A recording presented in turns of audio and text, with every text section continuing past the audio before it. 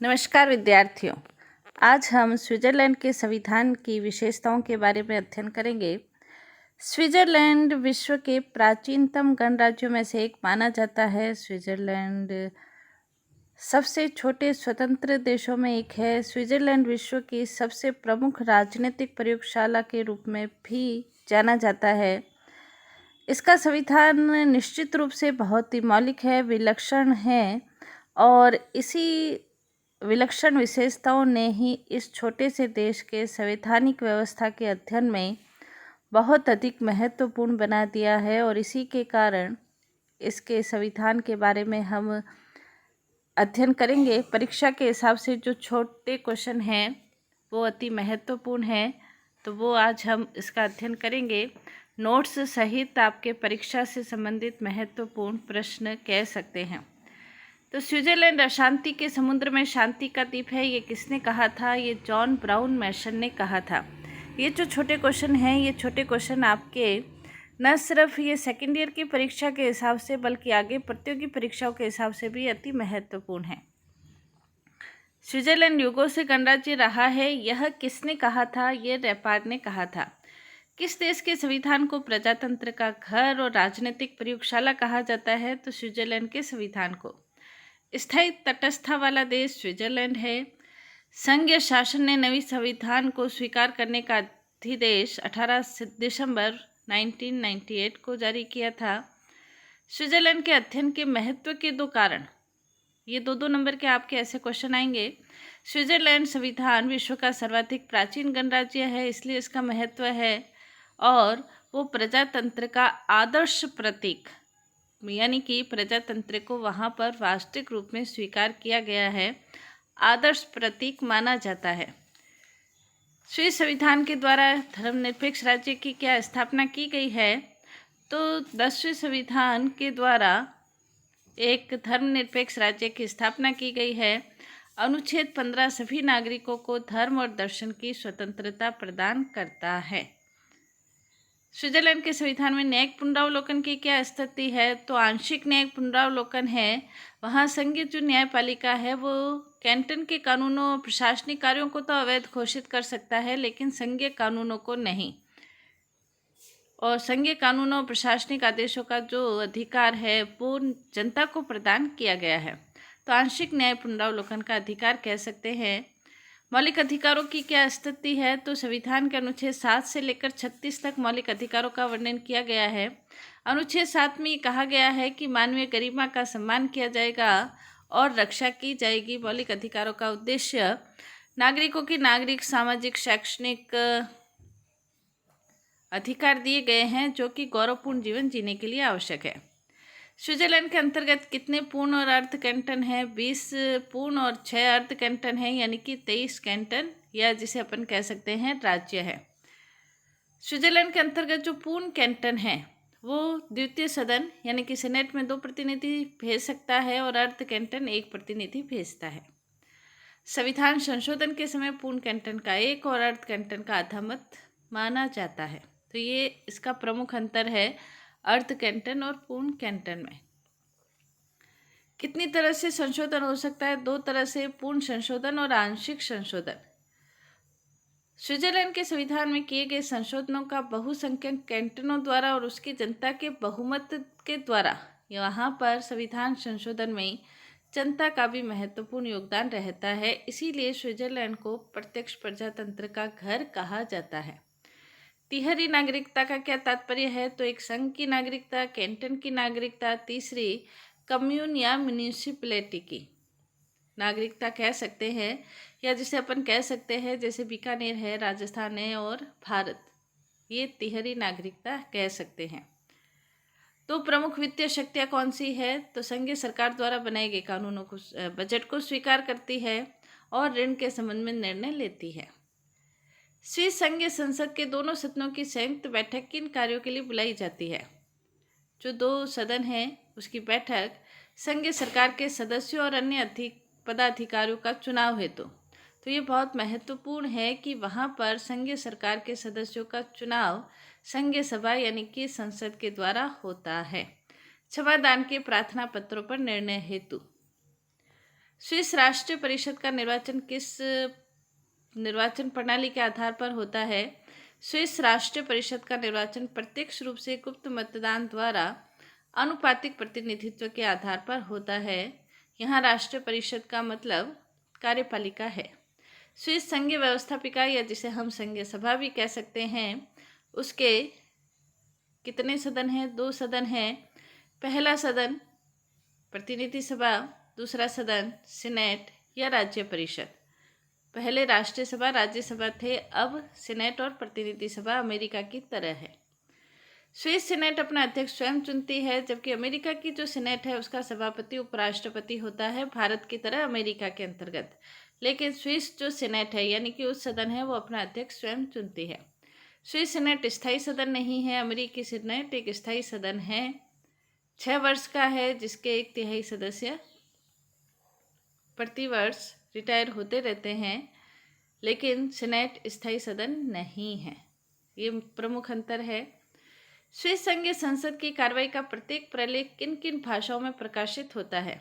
ये भी स्विट्जरलैंड की अपनी एक विशेष विशेषता है। इसका जो प्रलेख है वो 4 भाषाओं में, जर्मन, फ्रेंच, इटालियन, रोमन में प्रकाशित होता है। स्विस संघीय परिषद को विश्व की अनोखी कार्यपालिका क्यों कहा जाता है?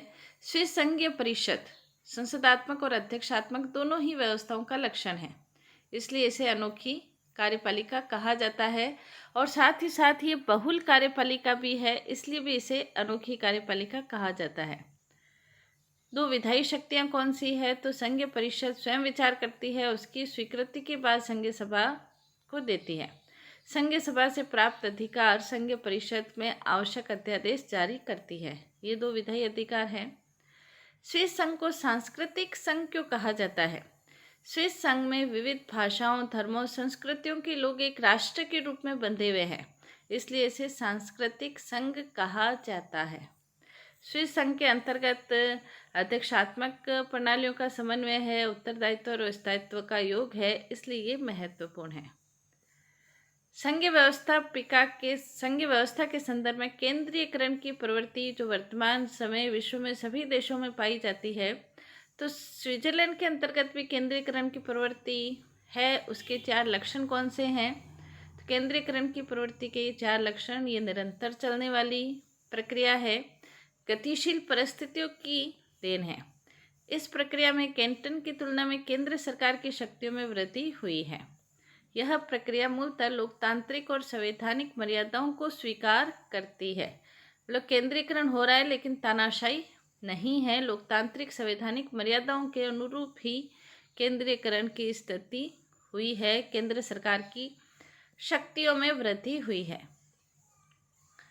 स्विट्जरलैंड के अंतर्गत संघात्मक शासन व्यवस्था है। संघात्मक शासन व्यवस्था में जो 4 तत्व हैं उनका उल्लेख इस प्रकार से है। पहला, लिखित और कठोर संविधान है। शक्तियों का विभाजन है केंद्र और राज्यों के बीच, या कह सकते हैं कि संघ और कैंटन के बीच।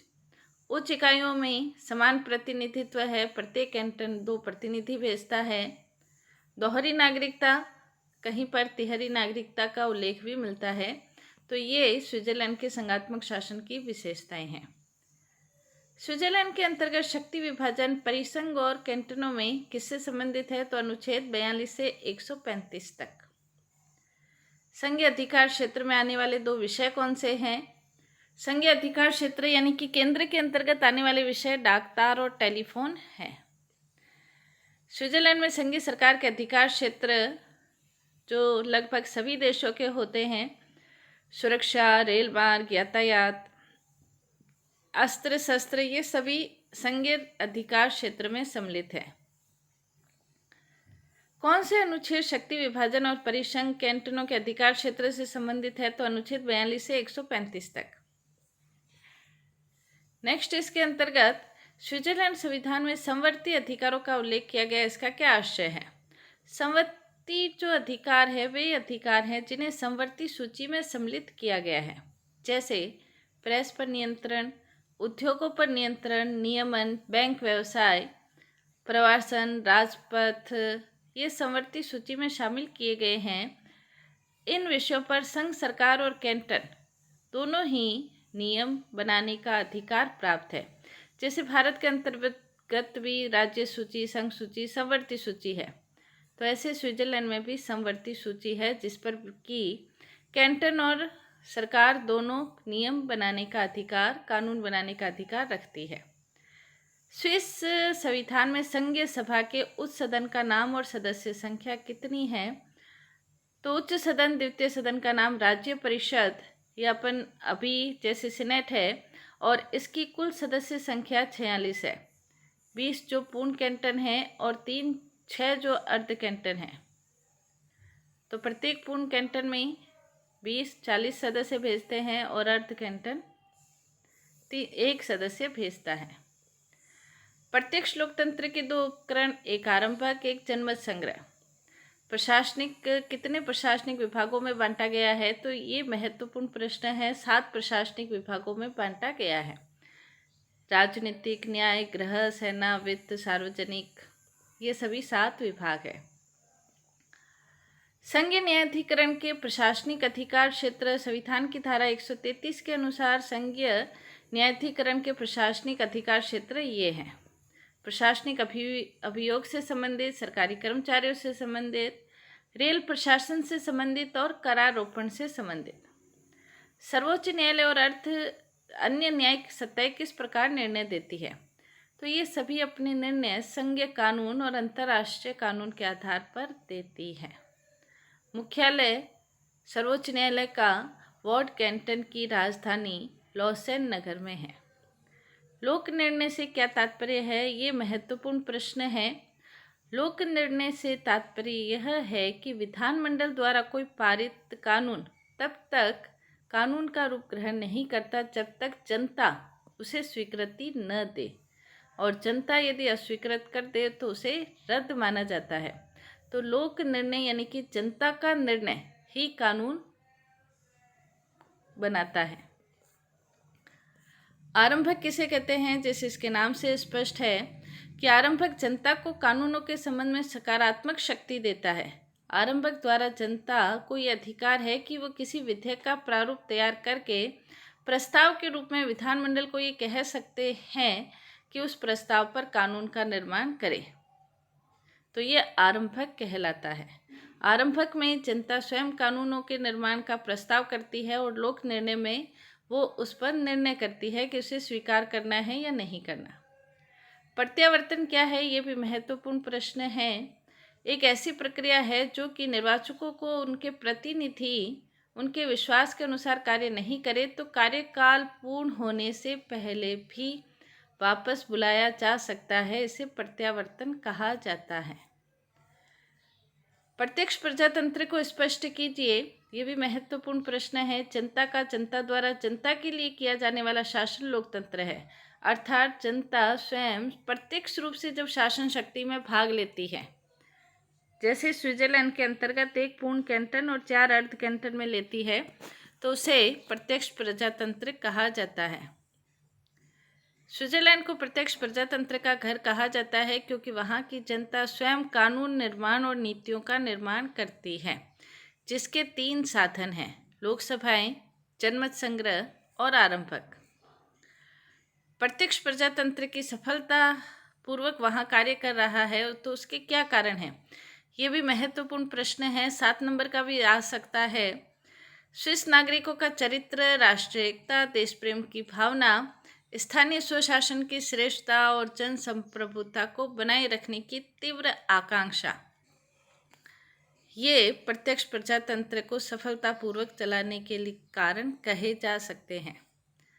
पक्ष में 4 तर्क दीजिए। तो लोक निर्णय के द्वारा शासन की त्रुटियों का उपचार होता है, आरंभक के द्वारा शासन की भूलों का उपचार होता है, जनता की राजनीतिक विषयों में जब प्रत्यक्ष रूप से भाग लेती है तो जागरूकता बढ़ती है, जनता और प्रतिनिधियों में संबंध स्थापित होता है। संघीय परिषद के सदस्यों का चुनाव संघीय सभा के द्वारा यानी कि कार्यपालिका के सदस्यों का चुनाव व्यवस्थापिका के द्वारा किया जाता है। प्रारंभिक सभाएं या लैंडस्जीमेंट क्या है? ये स्विट्जरलैंड के अंतर्गत है, जो 1 पूर्ण कैंटन और 4 अर्ध कैंटन के अंतर्गत, जिसमें जनता प्रत्यक्ष रूप से भाग लेती है। तो वो प्रारंभिक सभाएं कहा जा सकता है। इसका उत्तर हम लिख सकते हैं कि 20 वर्ष से अधिक आयु प्राप्त प्रत्येक स्त्री पुरुष को वर्ष में एक बार या आवश्यकता पड़ने पर अधिक बार वाद विवाद में भाग लेने मत देने का अधिकार होता है। इस सभा को ही स्विट्जरलैंड में लैंडस्रेजिमेंट या प्रारंभिक सभाएं कहा जाता है। राष्ट्रमंडल में राष्ट्रपति का चुनाव कैसे होता है? तो दोनों सदन अपने संयुक्त बैठक में संघीय सरकार के सदस्यों में से ही जो 7 सदस्य है, बहुल कार्यपालिका है, उसमें एक अध्यक्ष का चुनाव 1 वर्ष के लिए करते हैं। यही स्विस राष्ट्रमंडल का राष्ट्रपति होता है। इसके 2 कार्य विदेशी राजदूतों का स्वागत करता है, परिचय पत्र स्वीकार करता है। दलीय प्रणाली की विशेषताएं, वहाँ पर बहुदलीय प्रणाली पाई जाती है और विरोधी दलों का अभाव होता है। नेक्स्ट, इसके अंतर्गत बहुल कार्यपालिका किस देश में है? स्विट्जरलैंड में। क्यों है? क्योंकि वहाँ पर कार्यपालिका के 7 सदस्यों की स्थिति समान है। बहुल कार्यपालिका से आप क्या समझते हैं? तो संघीय सरकार को प्रदान की गई है 7 सदस्यों की एक संघीय सरकार को प्रदान की गई है। संघीय सरकार के इन 7 सदस्यों की स्थिति बिल्कुल समान है, इसलिए इसे बहुल कार्यपालिका कहा जाता है। ये भी महत्वपूर्ण प्रश्न है। राजनीतिक दलों के नाम: कैथोलिक, क्रांतिकारी, कृषक, उदारवादी, स्वतंत्र, साम्यवादी, ये विभिन्न प्रकार के राजनीतिक दल हैं। स्विस राजनीतिक दलों की विशेषताएं, महत्व क्या है? तो राजनीतिक दल चुनाव प्रणाली को व्यावहारिक बनाते हैं, समान विचार वालों को संगठित करते हैं, व्यवस्थापिका कार्यपालिका का राष्ट्रीय दर्पण है और साथ ही यह राष्ट्रीय हित में कार्य करते हैं। तो ये स्विट्जरलैंड के संविधान से संबंधित शॉर्ट क्वेश्चन हमने पढ़े। आपके परीक्षा के हिसाब से ये अति महत्वपूर्ण है। नेक्स्ट वीडियो चीन के संविधान से संबंधित आपको मिलेगा। धन्यवाद।